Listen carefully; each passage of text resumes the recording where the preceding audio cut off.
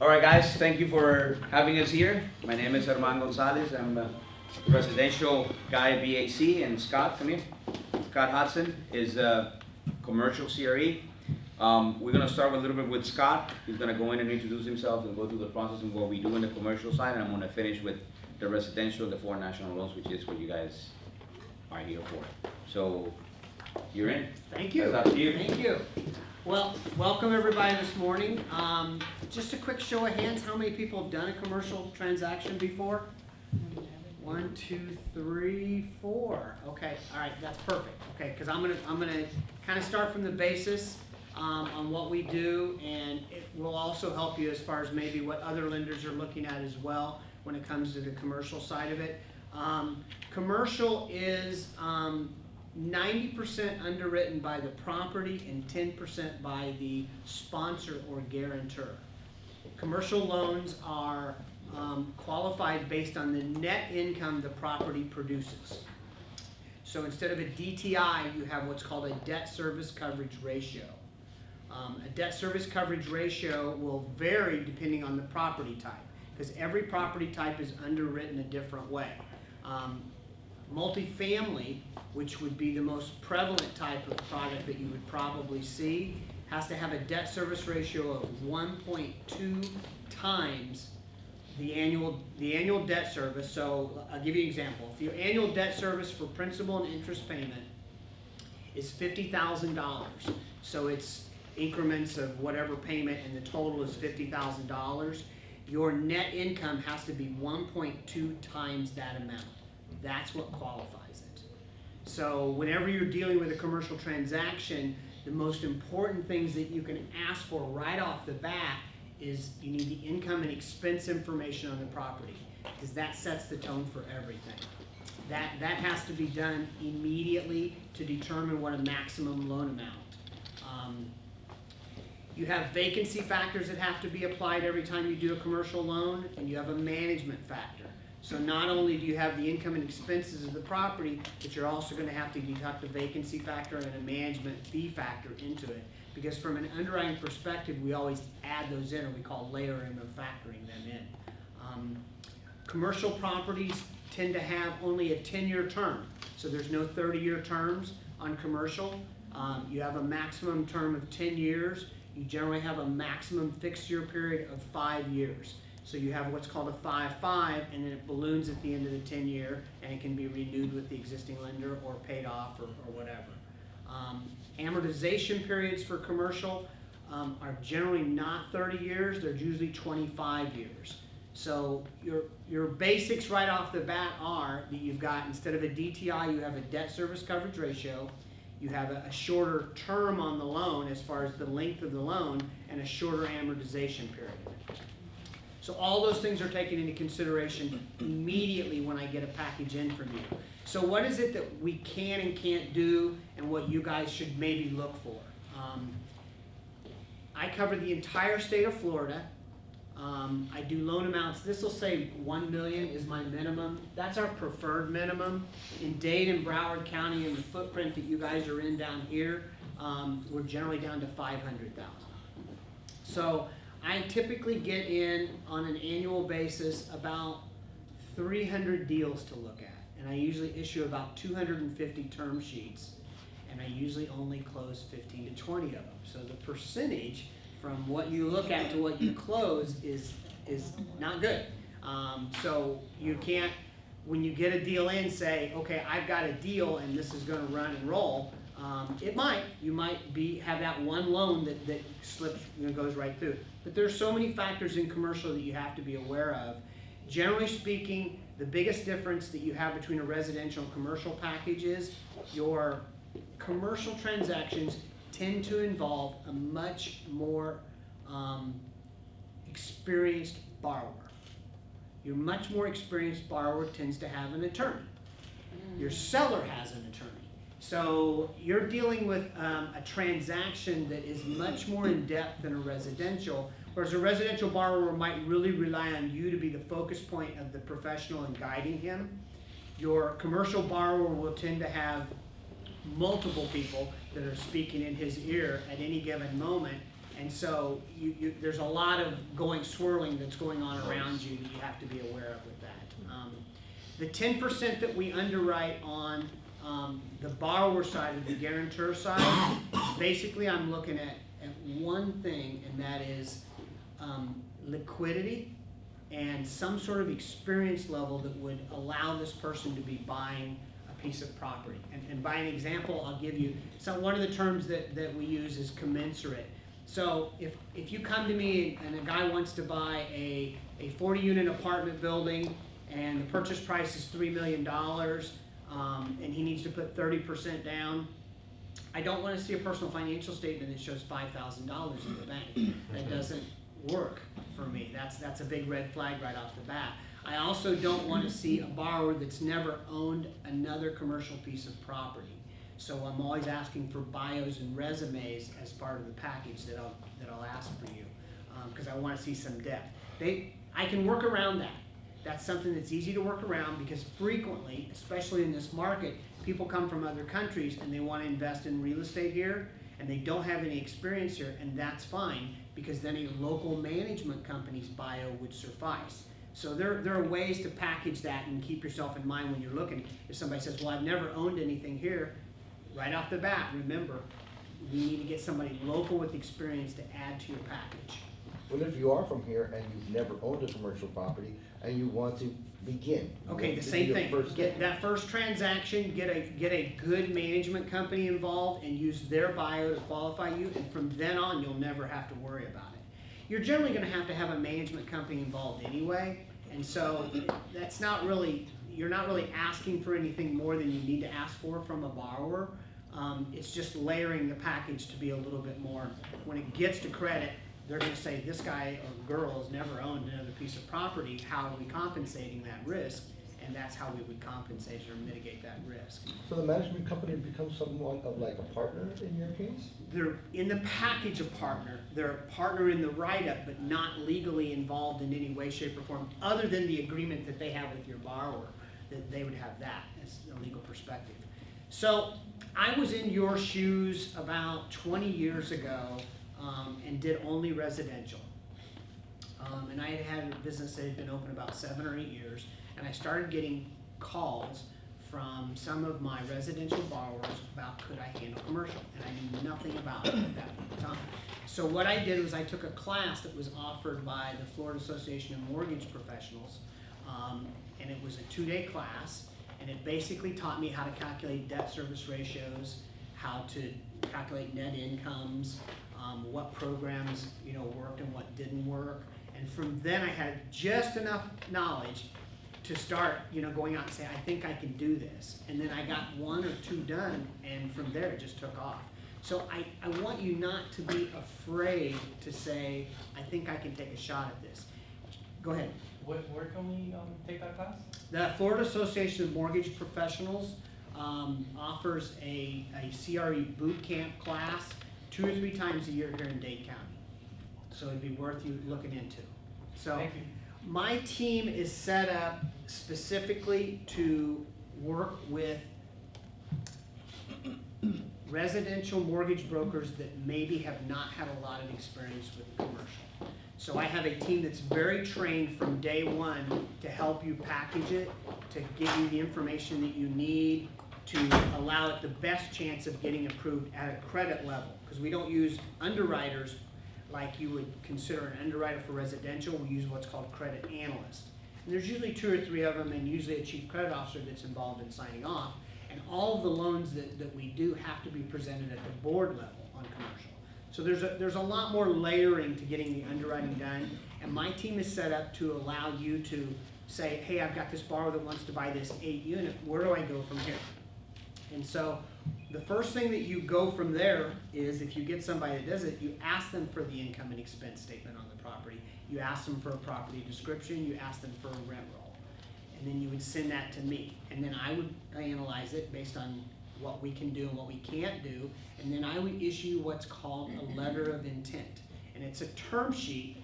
I don't know what you do residentially, it's the same kind of a thing. But I'm basically going to give you a 3 or 4 page document that legally lays out for you all the terms that we can offer this borrower: loan amount, interest rate, anything that's needed as far as an operating account, anything. I'm gonna It's send kind it of to a you. pre-qualification. Although we don't give pre-qualifications, BAC does, we don't actually provide a pre-qualification on the residential side. What he's talking about is a pre-qual that is gonna let you know more or less the overall what we can do with that borrower. Later on, he's gonna have to go into details, and you have to send him the supporting documentation of what he's asking to then give you the commitment like you would be on a residential loan. But what he's trying to help you is, this is what we need, we can do it based on these terms, and if you provide me this, then we can deliver the loan based on the terms that he's providing. I'm walking you kind of through the steps of how we would get this done and the time frame on it. I thought that would help you a little bit to understand. So you send me that information. Generally in 48 to 72 hours, I will respond with what's called a letter of intent that will have all the terms that we can offer and a detailed items needed list that's customized to your property type. Because different property types have different items needed. You're gonna have a chance to look over that, discuss it with me. I can explain any items that you might have questions about, so that when you go to your borrower with that term sheet that's issued to you, not your borrower, you have a solid document to sit down and get them signed up, okay? That would take 3 to 5 business days. From then, collect the documents that are on, get them to me. You have an underwriting time frame of approximately 10 business days, so another 2 weeks. Once the underwriting is done with the credit analyst, then I have to present it the next available board, which we generally only have 1 a month. So you could be 5 weeks from the time I get you this term sheet till you even get to what's called a loan commitment. And that's your next phase on getting a loan done, commercial loan, is you have to issue a loan commitment to the borrower, commits my bank to making sure I set aside however many millions of dollars for the loan for a 60-day time frame to allow them to close. Those are generally subject to, at that point in time, title, insurance, and anything that we call third-party reports. Third-party reports are a phase 1 environmental, an appraisal, and what's called a PCA, or a property condition assessment. I have a very detailed little package I can email you later, so don't worry about retaining all of this at this point in time. So you're 6 weeks in before your borrower actually has an approved loan in his hand. Third-party reports take 2 to 3 weeks, so you're 6 to 9 to 10 weeks to close a commercial loan. I'm gonna Okay. jump in real quick. The other good thing about the letter of intent or interest is the fact that you guys are included in that letter, so they're protected, we're protecting you in the Yeah. transaction as well. So once you give that to the borrower, that is the way of saying, through you guys, we did this with BAC, and they cannot circumvent you and go directly through us, so that's the protection. That's why we issue them to you. We do not issue them to the borrower, specifically to your firm and with your name on it. So it can, at that point in time, it locks them into you as far as I'm concerned as a lender. I couldn't take any direct business from them at that point in time. You're 10 weeks to close. Well, how can I get paid? Okay, there are no regs involving commercial as far as what you can and can't charge. I have no disclosure requirements on commercial, so I don't need for you to pre-disclose this or that or any of those things. We handle the disclosure notices ourselves. If we get to a point where we're going to underwriting, and they're basically in the form of flood certification notice, things involving the property, not necessarily, there's no borrower notifications needed. So we do pay lender paid compensation for commercial. We'll pay up to 1 point not to exceed $50,000. And so the rate sheet that he had, basically we follow the residential rate sheet. So when you see that and it comes up, it's identical, but I only owe for one product, and that's a 5-year fix. We don't have the 3-1 arms or 7 years, 15, we don't, just 5 years is all we do. It's a 5-1 arm. So you can get compensated, and you should take advantage of that if you can. It has to be an approved brokerage firm. You guys are an approved brokerage firm in good standing, so we can do that for you. What we don't do as BAC is easier for me to tell you than what I do. I don't do land, and I don't do construction, and I don't do hospitality at this time. And again, I cover the whole state of Florida. So Each property type will have a different criteria. Multifamily has a criteria of 1.2 debt service. Retail strip centers have a criteria of 1.25. Warehouses are 1.3. Those are the three main that I think that you'll see. Office buildings also come in, they're at 1.25. It'll vary a little bit. Don't try to retain that. I can guide you through that as a property type comes in. My average loan size for my team is around 2.5 to 3 million, which means my average purchase price is probably 4 or appraised value, because we tend to go 70% on the purchases and 65% on cash out refinances.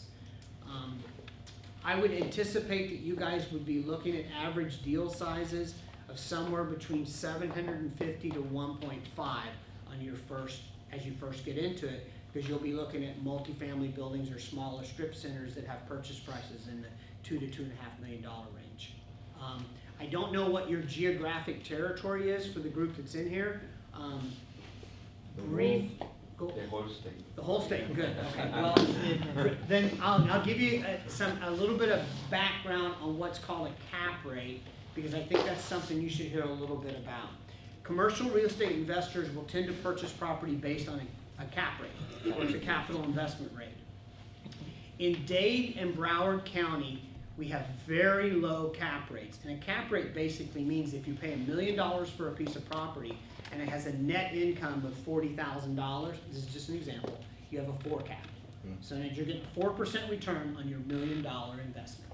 So we tend to see cap rates in Dade and Broward County as low as 3 for multifamily buildings on the beach, and as high as 6. I don't ever see them much going above 6 for maybe an office building or a warehouse space.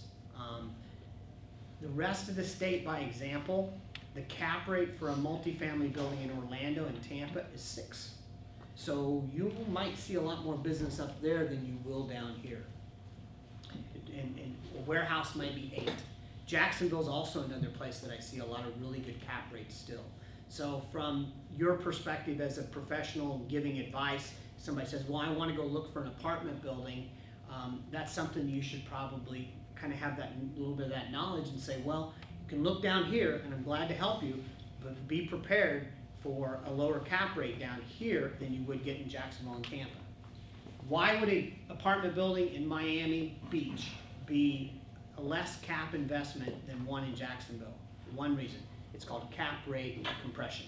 Because of the amount of foreign national money that flows into Dade County and the investors from other countries that are putting money in to purchase those properties, they're not looking for a cap rate number, they're looking for a dollar for dollar investment to move generational money out of one place into another to protect it for the next generation. So they've caused what's called cap rate compression in this market down here. So I don't see that in the other markets in the state because it's just not there yet. So that's something to know as well as cap rate compression and why, I cannot buy this down here for the same cap rate that I can in Jacksonville. So. What were the 3 that you can't do? The hospitality, land, construction, and hospitality. And there's a reason for that. I'm a cash flow lender. And as you get, expand your knowledge and you meet other lenders, commercial lenders tend to be qualified by how they qualify the loan. I have to qualify every one of my loans by the net income or the cash flow. Well, land doesn't have any cash flow. Construction doesn't have any cash flow. And hospitality is not, it's a little bit more difficult to underwrite a net income because it can fluctuate so much. And so that we kind of stay away from that. And we also stay away from Airbnb. I can't do any type of short-term income that's less than maybe 6 months. We're always looking for a minimum lease of 6 months. If I was you and I had a portfolio of previous clients, the first thing I would do would be try to take the training. Because I'm giving you 20 minutes, it takes me 6 hours to give this class. Okay, and then I provide all the spreadsheets and everything else that go along with it so that you have all the Excels and things that you need to build a nice package to give to a lender. The second thing I would be doing is I would reach out to all of my former clients and say, by the way, I offer this. If you have an interest, don't think of me only as residential, we also offer a commercial product. You don't have to have a great deal of knowledge now to get a call in and a doctor or a lawyer or somebody says, well, I have my office, I want to buy the building. Perfect. You get me on the phone with you immediately and I can help walk you through it. Okay? Scott, may I ask Yes. you a question? Today, for instance, we've talked about terms Okay. on these properties and loan amounts and loan values and all these things. I'm not committing you to anything, but what is a ballpark interest rate on a 5/1 for $1 million Well, property? okay. Ballpark, not okay, committing. now, I can give you what mine is, and then I can give you a little bit of knowledge about what you're looking at out into the market Competitively, for sure. maybe different products, types, and different markets. We're currently at 4.37 on my very low end par rate on a 5-year fixed, okay? I've had to adjust my rates downward significantly since August of this year because I'm getting heavy competition from Fannie Mae and Freddie Mac for multifamily loans, who did not used to accept foreign national buyers, but they now do. They changed about 3 years ago, and they will accept foreign national buyers of multifamily buildings as long as that buyer has a net worth of 1.5 times the loan amount, which is relatively easy to do. Because generally speaking, somebody that's buying a $3 million piece of property tends to have a net worth based on other properties and things to equal, the loan amount of $2 million of, then, $2.5 million. So I've had a lot of competition for rate because of that. Generally speaking, my peer banks in this market are all like me. You're going to be looking at the low 4s, 4.3 something on a 5-year fixed. Yeah. They tend to never offer more than a 5-year fixed, and the reason that you will find very few banks offering more than that is there's a great deal of risk offering a fixed rate on a $5 million loan beyond 5 years to your bottom line as a bank. You also have a lot of regulatory pressure from the OCC or FDIC to not offer long-term fixed products. They don't want that. And they also don't want you offering any interest-only products. So you will find that the peer banks don't offer interest-only products either. So at the end of these 5 years, the first 5-year period at let's call it 4.5 interest rate, do they come back and refinance with you guys for another 5-year term? No, not required to refinance. It just becomes adjustable for the second 5-year period. What happens after that 5-year period? Because it's still Good $1 question, million. good question. We're a portfolio lender, and we like to keep clients on the books. So prior to us even getting close to that, we tend to be offering extensions of the note terms. Okay. I'm in a position now where this is 2019, and there wasn't a lot of lending being done in 2009, so I'm not seeing a lot of that now, but I anticipate seeing a lot of it in 2 years, because from 2011 up to this current, we did a lot of loans, and so I'm going to be running into that situation. What you have as a broker the opportunity to do is to beat me to the punch on that about 7 or 8 years into it, and then start soliciting that this is coming, we need to get this redone again for you. So it's a real great opportunity for you guys to make another loan. Out of one loan can turn into 2 or 3 loans, so, Thank you. yeah, go ahead. You mentioned that if your peer banks are in the same range, in 4s, how would the customer then, where would they go to probably challenge you going to that Fannie Mae route? I'm asking only realtors. because of. Yeah, I will tell you this. If I'm going to be presented with that situation, Yeah. I want to know how to. If you're presented with it, it doesn't present a problem for me, because I tend to I don't get that kind of competitive request from your client group right now. Where I get it from is I also deal with a lot of commercial brokers, mortgage brokers, and who deal with a lot of commercial realtors, and almost every commercial realty shop that I know has an affiliation with a commercial mortgage broker. and they're the They're the ones ones that are that go to pushing the it, training, pushing okay. it. And Yeah. I'm not even seeing it. They know not to even come to me. Okay. Because their interest rate, I can't even, I don't do anything beyond 5 years. I didn't ask you to tell the interest rate, you don't want to say it, so don't worry about it, that's why I didn't mention it. It's really low. Okay, It's really that's low. fine. You don't need to. I just wanted it's to really know if I'm approached with that, and it's who would I be approached by? historically insanely low right now Okay. for that product. Because So, if I get a client that's in that ballpark, oh, I'm dealing with a commercial, broker, I know I want to waste my time. yeah, Okay. I agree. Okay, so just to recap, because I'm gonna turn this over to Herman pretty soon. Debt service coverage ratio is how we qualify the loan. Third-party reports tend to take 2 to 3 weeks. An underwriting approval takes anywhere from a low of 6 weeks to a high of 9 to 10 weeks. My team is there to guide you, so I don't want you to hesitate at all about any lead that you get, because any lead that you get, even if it doesn't go somewhere, can teach you a step in the process to get you a little bit further along knowledge-wise.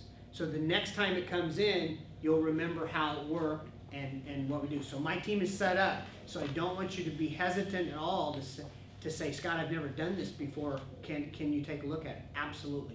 That is exactly what my team is set up to do, okay? Great.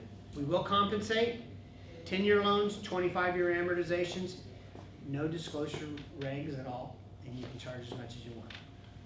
That's really all I have. Love it. Yeah. Hope it helps a little bit. Hopefully it didn't bore you too much. One of the things that Scott failed to mention, or he did say at the end, he's very good at holding hands. So if it's your first time doing this, do not be afraid, call him up, and he will help you and his team help you walk through the loan first or second time until you guys get your feet wet and make it happen. So it's they are very good there handling that. Herman Gonzalez, I am in charge of the residential real estate wholesale part. Everything that I'm going to talk about is going to be in that www.bacflorida.com/rate sheet setup. You want to take notes, go ahead. I'm going to try to scroll through it, but if you don't get it, doesn't matter. If you have questions while we go up through it, stop me, not you. So, question is, who has dealt with BAC in the past in the foreign national market? Okay, a couple of you guys. Who doesn't know anything about the foreign national loans? Would be a feeling, yeah. In general, all right? So, rates. PRNG is at a 275 setup. So you guys get to choose to quote your loan at a par rate, at a 1, 1.5, or a 2. And then add the 3/4 to go to the 275. Or add the 175 if it's at 1. You choose, okay? Whenever you have lender pay compensation, there will be a 3-to-1 prepayment penalty on the compensation. The majority of the people go with the 2% and charge the 3/4 up front. The prepayment penalty is there, makes it easier. It's a cheaper loan for your customer. That's what the majority of people do. But if they're asking for rate, you can manipulate and go through that process there, all right? So we also do domestic real estate, and we're going to talk about that in a little bit. Very few, and the reason why we do is because we also have a niche on the non-warrantable condo market. So if you have non-warrantable condos that Fannie Mae or Freddie Mac cannot do, we can do them. Condo hotels, case by case, we do them. Investor concentration is too high, we can do them. The condo doesn't have any, I'll be right there in a second. Condo doesn't have any reserves, we can do them. Investor concentration is too high, we can do them. The key is that the percentage of delinquency in the HOA is less than 20%. If it's less than 20, give me a call and we'll try to work it out. Down payment was? All right, so LTVs. On a single family home, the max LTV we're gonna go is 70%. This is for foreign nationals. On a condo, the max LTV will be 65%. Okay? Again, you go through the foreign national rate sheet, everything that I'm saying is here. Single family 70%, 65, and that's to $1 million. Single family, you go 70% to $3 million. All right? For domestic borrowers, it's 70% and 70%. It's a little bit better. Remember, we're a non-conforming lender. As Scott said, we keep our product, we don't sell it out, we wanna keep our clients, so more or less this is what we have. Foreign national documentation is very similar to what you do in a regular Fannie Mae loan. Same 3 items that we require, which are, for a domestic loan to qualify, income, assets, and credit. Exactly the same thing. How we document that is what difference the foreign national loan versus the regular domestic. For income, we get W-2s, tax returns, pay stubs. For a foreign national loan, it's a little bit different and simpler. The only thing we require is a CPA letter if the individual is self-employed. That CPA letter must tell me the last 2 years of income, year to date, what they do for a living, how long they've been in business, the name of the business, percentage of ownership. Very similar to what a VOE may have also, income-wise. And then if there's an employee, the letter from the employer to do that, yes. Does it have to be in English or it has to be translated? Okay, so the document can be in any language. And if it's in Spanish, for example, and you're fluent in Spanish, then you'll have the translation. And the translation is you're gonna do it. Do not Google or Bing Translate, because that we will notice and we're gonna tell you not gonna accept the translation. So you're gonna make a translation and say, I certify, Herman Gonzalez certify that this is a true translation of the original document in Spanish into English, and I certify that I'm fluent in both languages. You sign it at the bottom of it, and that's a certification. Now, if the document is in Chinese, and you have nobody speaking Chinese, then we would need a certified translation to do it. And by the way, any questions you guys have as we go along, go ahead and shoot. So we were at income, straightforward. We don't ask for tax returns from any country, even Canada. Okay, CPA letter and that's it. Last 2 years, year to date, could be in English, could be in Spanish. We'd rather have it in their home language and then have them translated here, because a lot of the information gets lost a little bit when they try to speak English and they really don't. So it's better if they have it in their regular language. Credit. Here we pull a credit report for a U.S. domestic loan. We're going to do exactly the same thing for a foreigner. We're going to get a domestic tri-merge credit report. How do you pull a credit report for a foreign national? If they don't have a social security number, the majority of them. If they don't have a U.S. mailing address. So what do we need to pull credit? We need a social security, we need a U.S. mailing address, name, and date of birth. So we have the name, we have a date of birth. The majority of them already have a U.S. mailing address because they already have an account open in the U.S. And the statement goes to that address. Whether it's a family relative or a friend, they have that and the statement goes there. Use that as a U.S. mailing address. If they don't have nothing, you use the subject property as the mailing address. And this is only for purposes of pulling credit, okay? After that, you are going to revert and send me that 1003 with the regular address in the home country. Who All right? pulls credit? We pull credit? You guys pull credit, yes. We're gonna pull our own, but you need to pull the credit report, because if we receive that 1003 and there's some liabilities that are missing, we're gonna have issues, DTI wise, and 2, there's an undisclosed liability that we're gonna have issues So with. can we pull in no social security and we'll get a report? Yes, and then for the social, which is the fourth piece of information, you fake the social security number with zeros, nines, or ones. All nines or zeros or ones, depending on what your vendor does. You pull it, 9 out of 10 is gonna be empty. That's fine, perfect, you pull it, nothing there. But there's that 1% where they're gonna tell you, I don't have a social, I don't have nothing, you pull with 9 zeros and then credit comes in. So when you ask the question, do you have a social? No. Have you ever had a social? Because sometimes they say, oh, I had one, do you have a social? Not anymore. And they say no. But 20, 30 years ago, they were here studying, they got a social security number, they got credit cards, and now they think because that visa expired, they no longer have a social security number valid. And it's tied together, that's what they think. No, get that information because we want to pull credit. ITIN numbers, pull it with that. Whatever information you can have, pull it, because if we receive that application and there is no liabilities, and then later on we find that there is, that is the reason for denial, okay? So we got income, credit, and then the second piece, because of the fact that what you were saying, that credit report is gonna come out empty, nothing in it, then we need a reference letter from a financial institution. Straightforward. We know this guy, he's a good client of the bank, we dealt with him for X amount of years, something personal on the individual, not a verification of deposit. Account number, balance, and when the account was opened is not gonna help me. He has to state, we know him and he's handled the accounts in a proper manner. Can Yes, it be a foreign bank? any bank in the world. It doesn't matter, it could be foreign, it could be US bank, but I can tell you that you're probably gonna be easier to get that reference letter in their home country than in here. The banks here will not give you that, will give you the regular standard letter and then that's it, all right? The third piece of information is assets, all right? We used to have, or for a domestic loan, you verify that you get 2 months of reserves, more or less, right?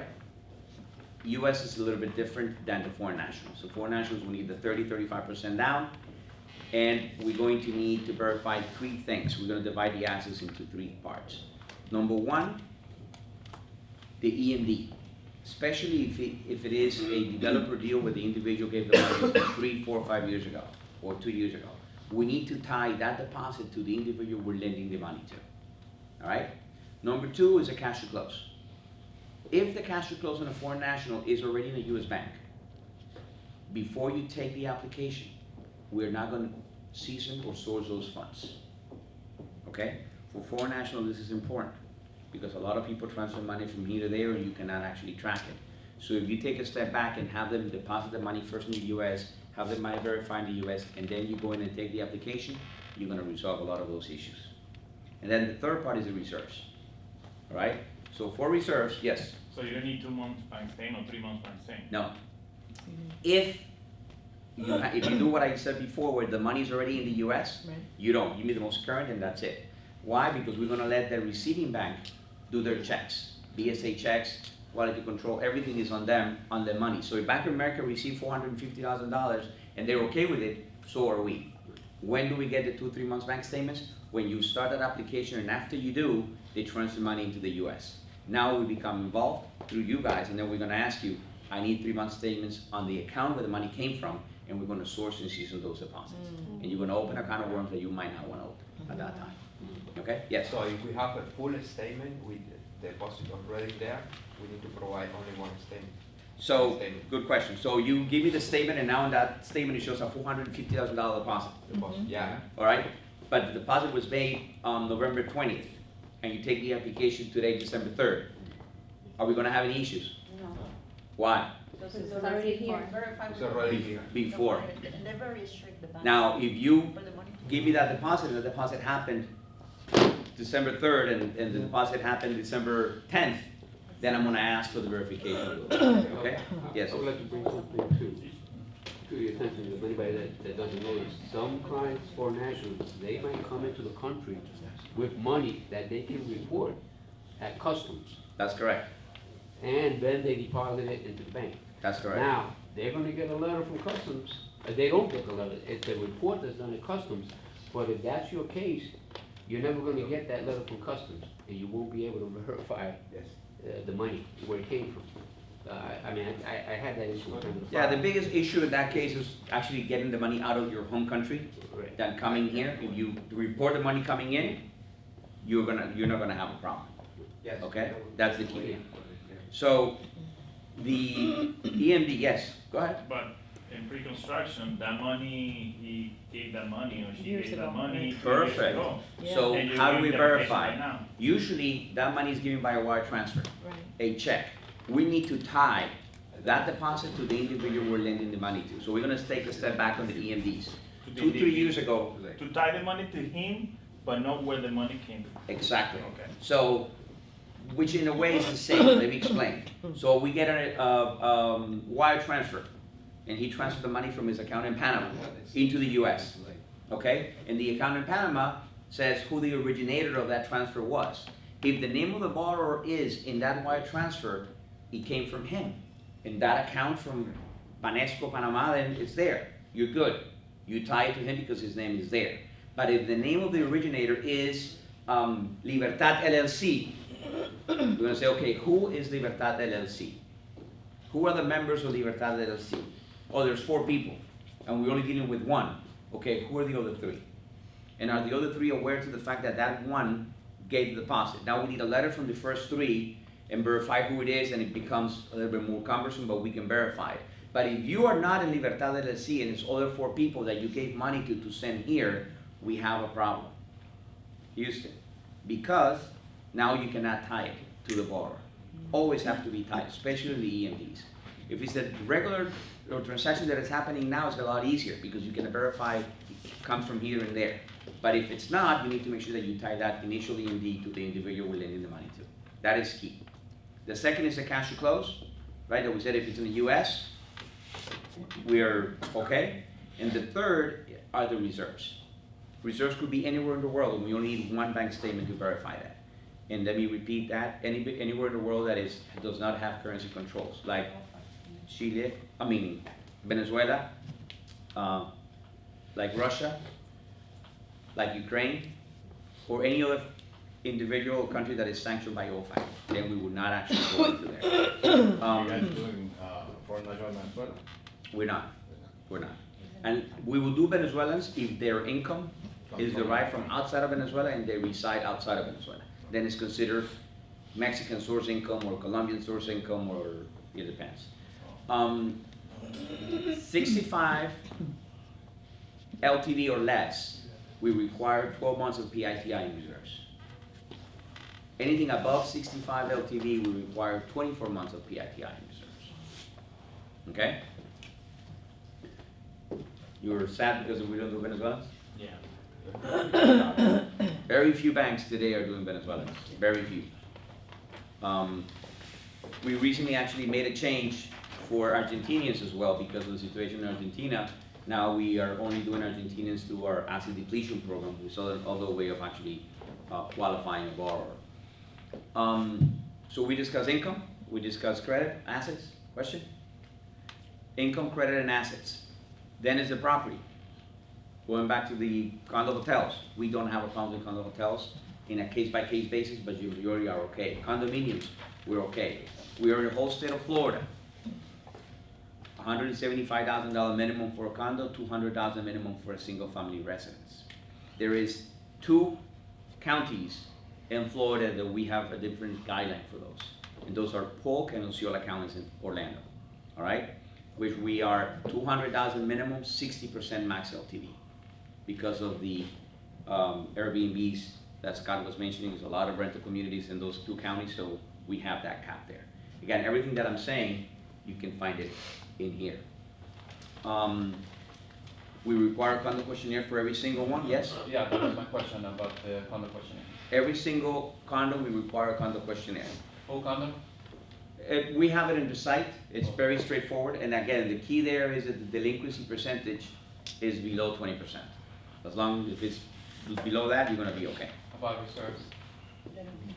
If it's a mix and match. So if you have a condo that has a 5% delinquency with no reserves, with 100% investor concentration, for us, it's a very healthy building. Compared to one that is 100% unoccupied, that has 20% delinquency and reserves. The delinquency for us is what makes or breaks the condo. Okay? Insurances on a single family home, we require that all insurances are paid prior to closing, not at closing. That's key for us. So on a recap, what we need documentation-wise is 1 letter for income, CPA, or a letter from the employer, under regular language and then the translation, a reference letter from a financial institution to make sure that they're good guys, pull a credit report, and Jerry Maguire. Show me the money. That's all we need. Very straightforward compared to what we have on a regular domestic. What about if they have more investment properties? Do you need reserve for the other properties? No, we would do maximum of 2 loans per individual with BAC. But if you have a guy that has 10 other properties, okay, and is gonna do a loan with us, we're gonna look at that individual loan. But at the end, it has to make sense. Scott mentioned a word that we use that is commensurate. Commensurate has to make sense. So if you have a guy that has 20 investment properties and are there, and he only has the equivalent to 12 months of PITI reserve for our single property, they might question the fact is he really solid enough to qualify for the loan or not. The other part of it is that we do loans under corporate title, all right? We rather have loans done on the corporate title than individuals. It's a lot easier and better for your foreign national client to do and deal with. The FIRPTA. Because of the FIRPTA. Yeah, and FIRPTA, and because they want to have privacy, and there's different layers that you can have when you go to a corporate structure. An LLC owned by a regular Florida corporation, owned by a BVI that is owned by a trust, and all those layers, and we're okay. Whatever it is, the key on the trust side, for example, is that it has to be a revocable trust. We would not do an irrevocable trust, period, okay? DTIs are 43, we only have one, 43%. And I think that's probably Rates it. very competitive, the rates? Yeah. We go back here. So the rates are there. You're looking at a 5.5, 5.25% rate on a 5/1 arm that is gonna get you 2. Or you wanna do it at a par rate, it's 4.625. 3, 5, or 7 years, we do not have any fixed products. And you can amortize this over 15 or 30 years. 15 or 30 years? 15 or 30, yes. We have an IO option.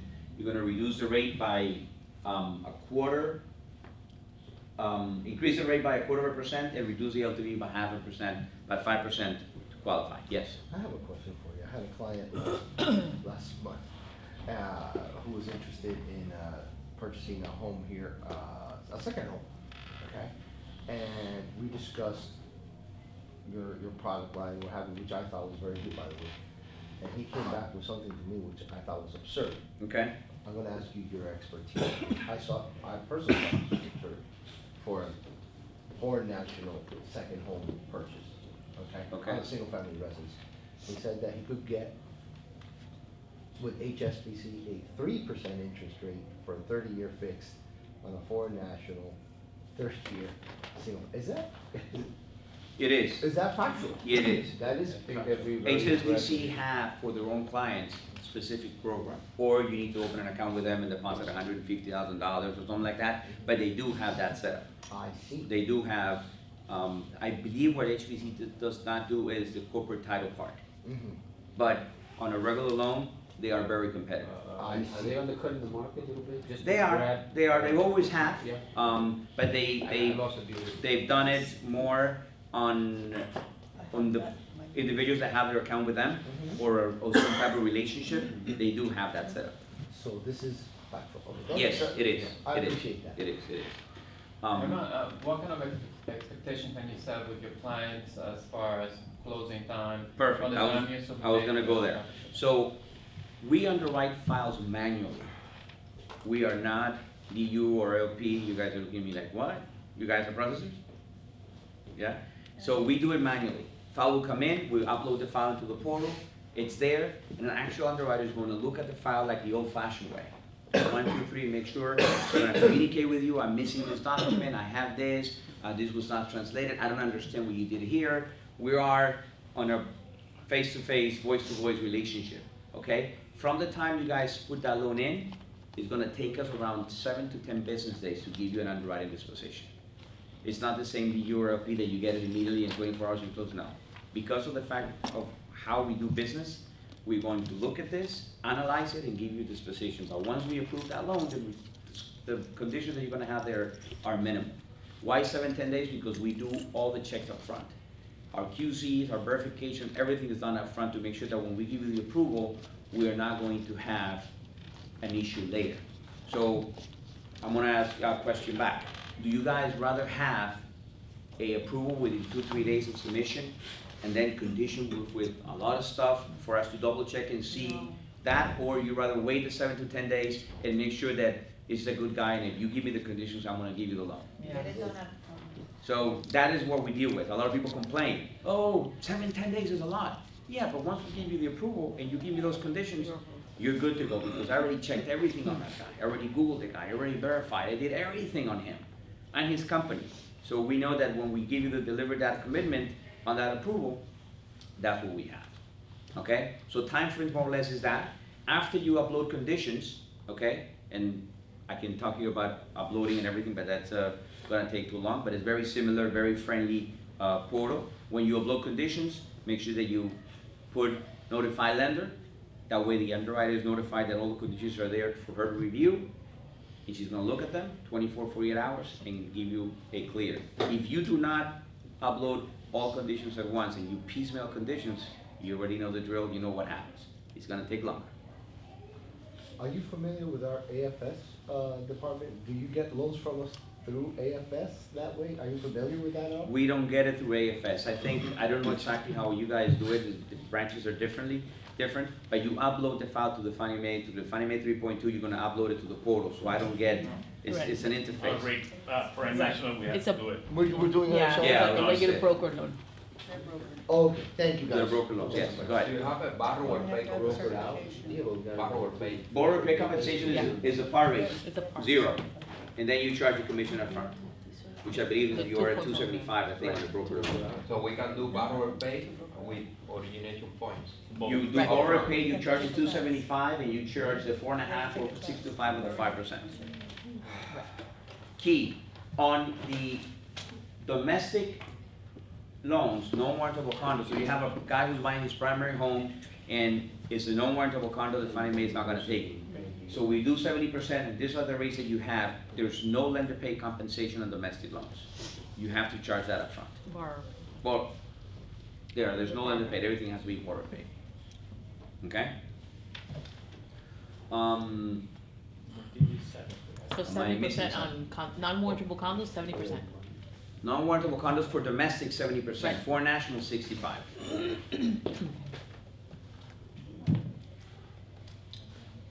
Any other questions? This was pretty fast. Again, call me, walk me through the process, through whatever you have, I'll give you an answer. In here, you can have it. There's a password for that www.bacflorida.com/rate sheet. That password is BAC in capital letters, hashtag, pound sign, number sign, depending on your age, 1. Is that the number one? The number 1, that's correct. BAC. BAC in capital letters, number sign 1. All right? And then eventually you guys are gonna get the credentials to access the portal. When you're in the portal, you can navigate it, it's easy, you upload, you have your processor, and from there, everything is a lot, is simpler. It used to be that we were probably 15, 20 days in underwriting. With the portal, we're now to 7 to 10 days. It's expedited a little bit more. Man, you said 65% on condos, how about refis? 65, 70% on condos as well. On a refi, on a cash out, we're limiting at a 50% LTV across the board. 50%. Whether it's a single family or a condo, it's 50% on a cash out, On a four national. across the board. Cash outs is 50%. Great. Questions? Can we have your card? No. Yes, I do. Of course, and we have also, we brought some little goodies for you guys as a Christmas appreciation gift, and Scott has the I've got some handouts for the packets, commercial. so for anybody that might have an interest in pursuing commercial, it's sort of a recap of what I had discussed with you, but I'm more than happy if you'll just email me once you get my card, and can give you more detailed information. Excellent. And I wanna publicly thank Mr. Odin that helped us get this together and have us here to introduce to you guys that you guys do a lot of retail, not a lot of wholesale broker out, so thank you, Odin, for coming in and having us set up. What do you need? No, the password is that. The password is BAC capital letters, hashtag 1. To access the rate sheet. To access the rate sheet only, right? Now, in the rate sheet, if you scroll down, I'm gonna go pretty quick.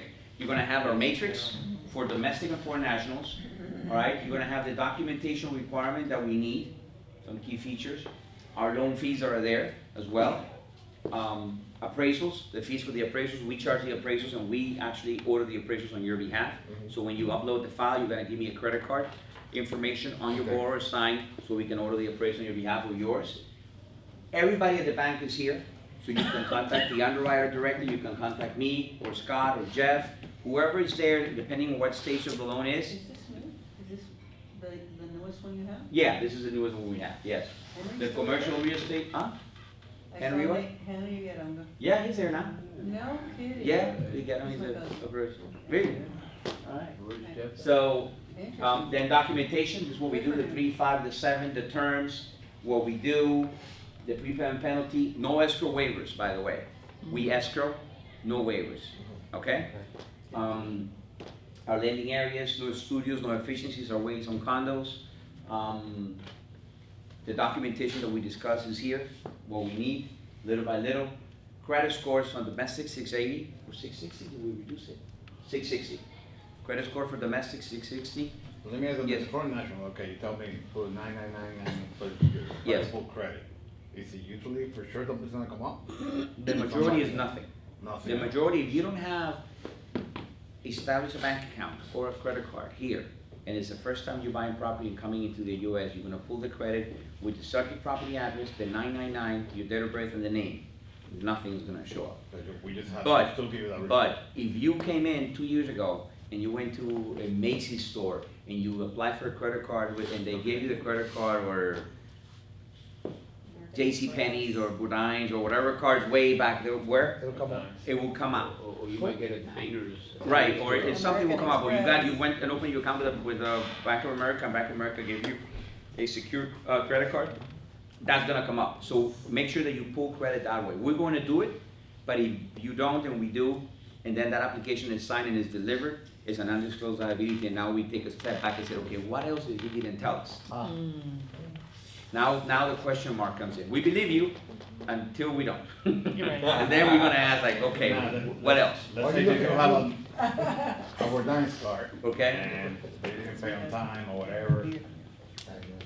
What is that? All right, so if you give me a good explanation on it, as a foreigner, I might look at it and say, okay, I believe you.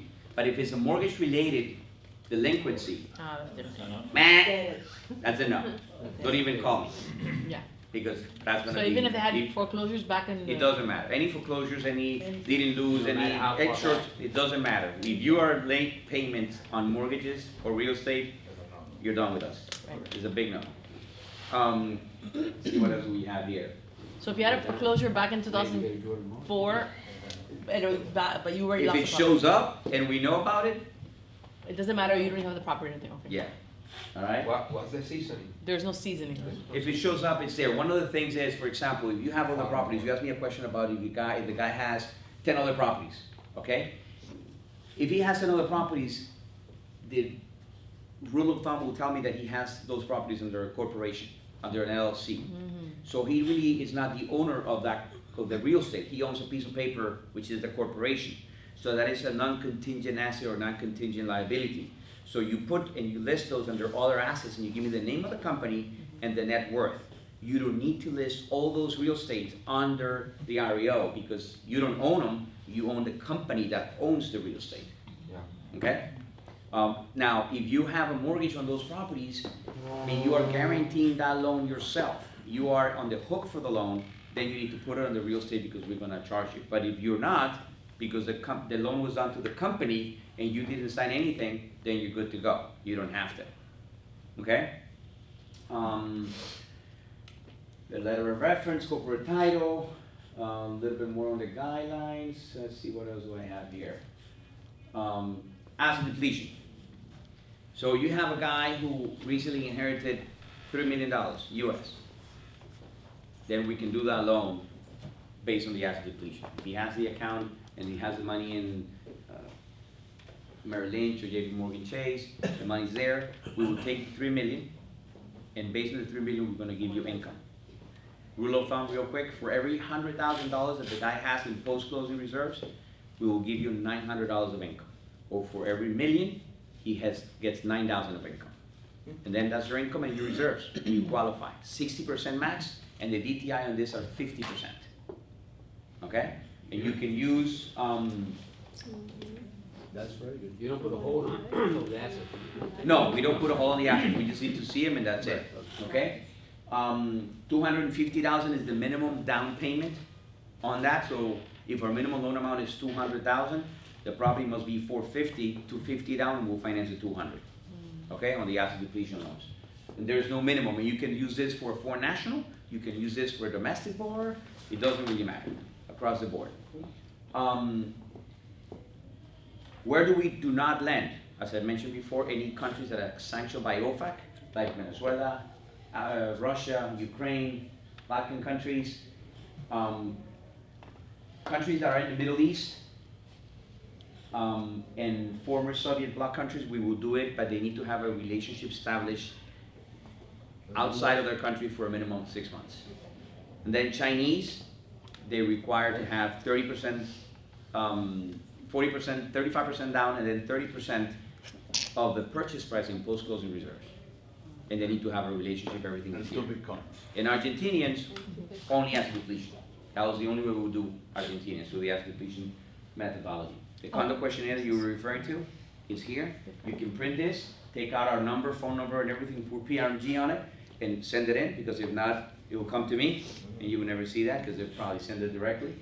And then here's the submission form, the uploads. Eventually, this is gonna go away, but we're doing a transition on how we used to do loans, where you need to have the left side and the right side and check mark. So we're using this because people are familiar with it until eventually we're gonna go out. It's 4 pages.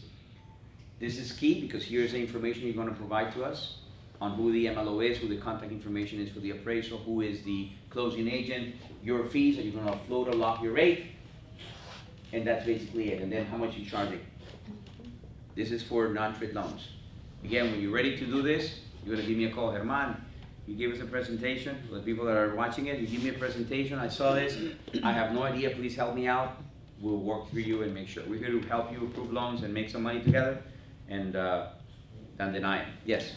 Can you go back to the Argentines? So it's not regular foreign national for the Argentinians, the only way we can do the Argentinians is through the asset depletion methodology, which means that you need to have 35% down, I'm sorry, 40% down, the DTI is 50, and you need to have money outside of Argentina in a bank that is approved by us, and we use those funds for income and for assets. Oh, so no. You give me a resume on what the guy does, but income-wise is the money in the bank. Yes. The money has to be here. No, it could be, Could be in Argentina. no, not in Argentina. It could be in a UK bank, it could be in a Swiss bank. It's not like Argentina, the money in Argentina is like, they can't transfer. They limit it to $100 a month, I believe, that they can actually buy dollars. So that's the reason we stopped it. Mexico. Mexico's good, Colombia's good, Chile is good, Panama is good, Uruguay's good, Brazil is great. Doesn't matter. The rest of the countries are good. Canada is good, Europe is good. Even Cuba. No good. Unless you're a Cuban that lives in Mexico and resides in Mexico and has his visa in Mexico and they come to the US, then we don't have a problem. Hay un form, pues, Yes. They can have the down payment and the closing cost in the US bank and the reserve in their country. Yes, no problem. But remember, verify that prior to getting the application and then the rest, and then you're good to go. All right, so thank you for having us again, and we'll be receiving a bunch of cards and